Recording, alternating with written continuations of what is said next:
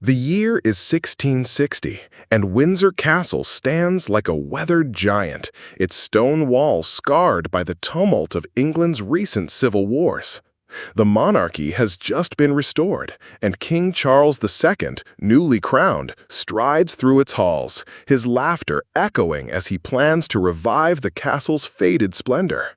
The air buzzes with hope, but beneath the surface, a darker pulse beats, a secret born in the castle's workshops, where artisans and servants whisper of rebellion, not with swords, but with tools and forbidden knowledge.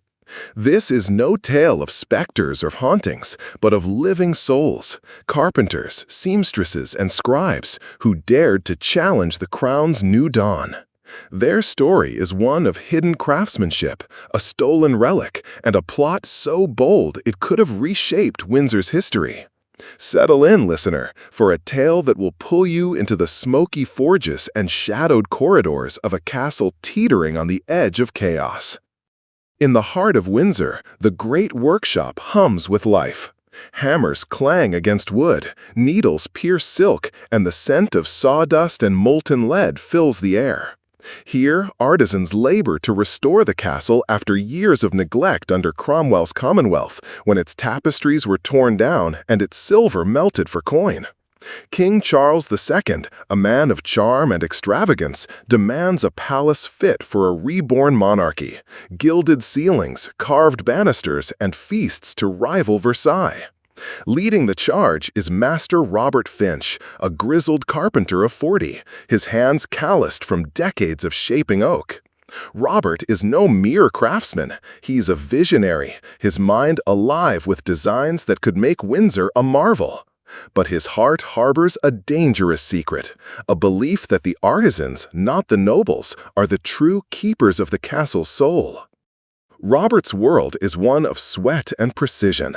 By day, he carves intricate panels for the king's bedchamber, his chisels coaxing roses and lions from wood. By night, he gathers with a small band of artisans in the workshop's loft, a cramped space lit by a single lantern. There's Joan, a seamstress whose nimble fingers stitch royal cloaks, her eyes sharp with defiance.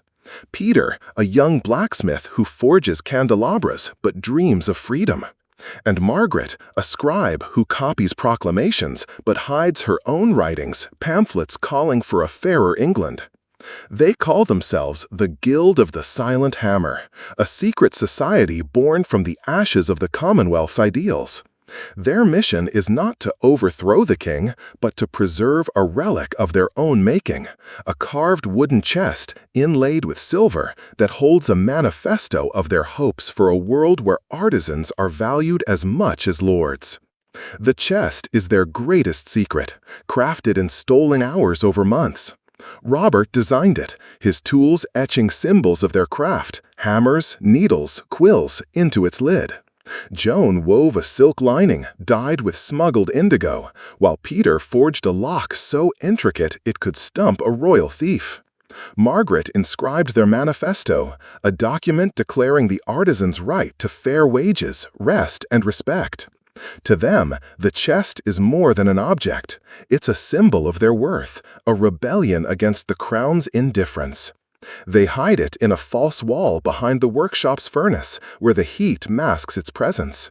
But keeping it safe is perilous. Windsor is a place of prying eyes, and the king's new steward, Lord Edmund Vance, is a man who smells disloyalty like a hound. Vance is a towering figure, his velvet cloak a stark contrast to the artisans' rough aprons. Appointed to oversee Windsor's restoration, he rules with an iron grip, demanding perfection while paying the artisans pennies.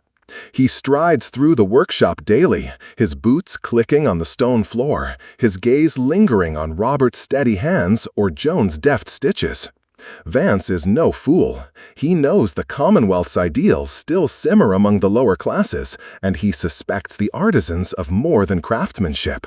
His spies, servants bribed with extra rations, report whispers of secret meetings, and Vance is determined to crush any spark of rebellion before it reaches the king's ears. The artisans' lives are a grueling dance of labor and secrecy. Robert rises before dawn, his muscles aching as he carves panels for St. George's Hall, where Charles plans a grand banquet to impress French envoys. Joan sews until her fingers bleed, crafting costumes for the king's courtiers, who toss them aside after a single wear. Peter hammers iron in the forge, his face blackened by soot, while Margaret copies royal decrees in a scriptorium, her quill trembling as she hides her own writings between the lines. Their days are endless, their nights stolen for the guild's work. They meet in the loft, speaking in hushed tones, planning to present their chest to the king, not as a threat, but a plea for reform. They believe Charles, with his love of art, might listen. But their hope is a fragile thing, easily crushed by the castle's unforgiving hierarchy. The plot thickens when Robert discovers a flaw in their plan. The chest, though hidden, is vulnerable. A new apprentice, Thomas, a nervous boy of 16, has been asking questions, too many questions, about late-night noises in the workshop. Robert suspects Thomas is one of Vance's spies, planted to sniff out dissent. The guild debates what to do. Silence Thomas, risking exposure, or trust him, risking betrayal. Joan, ever pragmatic, suggests moving the chest to a safer hiding place, a disused tunnel beneath the round tower known only to a few old servants. The tunnel, once used to smuggle supplies during the Civil Wars, is a maze of damp stone and crumbling earth, but it's their best hope. Moving the chest is a gamble. Every step through Windsor's corridors risks discovery, and Vance's spies are everywhere. The night they choose is stormy, the wind howling like a warning. Robert, Joan, Peter, and Margaret creep through the workshop, their lantern casting jagged shadows. The chest is heavy, its silver inlays glinting as they lift it from the false wall. They navigate the castle's lower passages, their breaths shallow, the air thick with the scent of mold. The tunnel's entrance is hidden behind a rusted grate, its hinges screaming as Peter pries it open. They descend, the chest scraping against stone, each sound a heartbeat in the silence. Halfway through, Margaret freezes. She hears footsteps, faint but deliberate, echoing above. Is it Thomas following them, or worse, Vance himself? They press on, fear tightening their throats, until they reach a small chamber deep underground. They wedge the chest into a crevice, covering it with sacks, but the footsteps grow louder, closer. The guild's fears are realized when Thomas confronts them the next day. His boyish face is pale, his eyes darting as he whispers, "I know what you're hiding." Robert's hand tightens on his hammer, but Joan steps forward, her voice calm but firm. She offers Thomas a choice, join them or stay silent. To their shock, he agrees, revealing his own resentment of Vance's cruelty.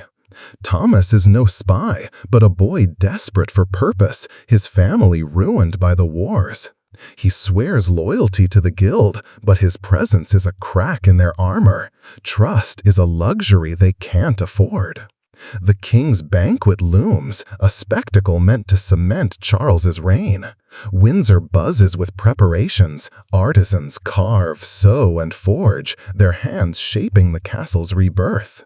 The guild sees their chance. During the banquet, when the court is distracted, they'll present the chest to Charles, slipping it into the king's closet, a private chamber where he retreats after feasts.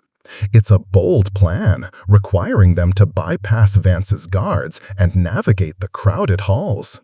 Robert refines the chest's carvings, adding a final flourish, a crown entwined with a hammer, a symbol of their plea for unity. Joan stitches a velvet cover to disguise it, while Peter crafts a key, its teeth intricate as a puzzle. Margaret pens a new letter, simpler but bolder, begging the king to hear his artisans' voices. The night of the banquet is a blaze of color and sound. Torches light the courtyard, music spills from the great hall, and nobles in silk masks swirl in a dance. The artisans work in the shadows, serving wine, clearing plates, their faces invisible to the revelers. Robert carries the chest, wrapped in Joan's velvet, his heart pounding as he slips toward the king's closet. Peter and Margaret stand guard, their eyes scanning for Vance's men. Thomas, newly trusted, distracts a guard with a spilled tray, his clumsiness a perfect act. But as Robert reaches the closet, a hand grabs his arm. Vance, his face a mask of fury. "You thought you could defy the crown?" he snarls, his sword half drawn. Robert freezes, the chest heavy in his arms, as guards close in. What follows is chaos. Joan, seeing the trap, shouts a warning, and Peter hurls a candelabra, scattering the guards. Margaret grabs Thomas, pulling him toward the servants' exit. Robert, cornered, makes a desperate choice. He thrusts the chest into a nearby fireplace, its flames licking the velvet cover. The guard sees him, but the chest burns, its manifesto reduced to ash before Vance can read it. The banquet halts, nobles gasping as smoke fills the hall. Charles, unaware of the plot, assumes a clumsy accident, his laughter diffusing the tension. Vance, enraged but lacking evidence, can't prove the artisan's intent. He banishes Robert from Windsor, branding him a troublemaker, while Joan, Peter, and Margaret escape punishment, their silence protecting them. The guild disbands, their dream consumed by fire. Robert leaves Windsor, his tools confiscated, his name struck from the castle's records. Joan returns to her needle, Peter to his forge, Margaret to her quill, their rebellion a memory they dare not speak. Thomas, shaken, vows to honor their cause, but his youth fades into obscurity. The chest's ashes are swept away, and Windsor's restoration continues, its halls gleaming as if nothing happened. Yet the artisan's spirit lingers. Servants whisper of the silent hammer, a tale of those who dared to dream of a better world.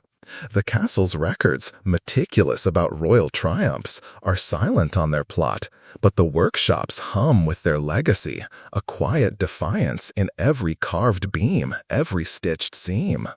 Years later, a carpenter finds a charred hammer hidden in the workshop's loft, its handle etched with a crown. Some say it's Robert's, a relic of his rebellion. Others claim it's a sign the guild never died, their ideals passed to new hands. Windsor Castle, rebuilt in Charles's image, stands as a monument to royal power, but its true heart lies in the artisans who shaped it. Their story is a secret the castle keeps, locked in its stones, waiting for those bold enough to listen. So, listener, what would you have done in Robert's place? Would you have burned the chest to save your friends, or risked it all to reach the king? Windsor is more than a castle. It's a crucible where dreams are forged and broken. Subscribe to our channel, for tomorrow we'll unravel another untold tale from its ancient halls. Leave a comment. Would you join a secret rebellion for a cause you believed in? Share this story with anyone who loves a mystery, and let's keep Windsor secrets alive. The castle stones are silent, but their stories are screaming to be heard.